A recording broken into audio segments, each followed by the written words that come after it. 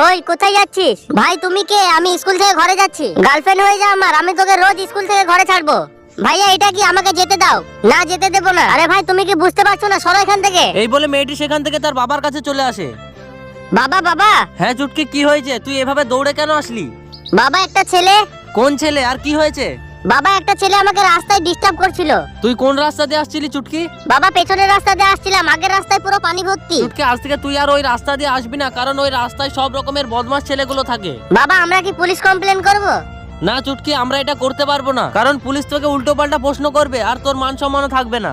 বাবা ভুল করবে কোনো ছেলে আর আমার ইজ্জত নষ্ট হবে, এটা কেমন কথা? তোমাদের মতো কমজোরি মা বাবাদের জন্য আজ মেয়েরা কথা তুলতে পারে না। কখনো কোনো মেয়ের সঙ্গে খারাপ কাজ হলে সে কখনোই তার বাড়িতে বাবা মাকে মুখ ফুটে বলতে পারে না। আর তোমরা নিজের ইজ্জতের চিন্তা করে চুপ করে বসে থাকো। লজ্জা লাগে আমার তোমার মতো মা বাপকে পেয়ে। এই বলে মেয়েটি সেখান থেকে চলে যায়।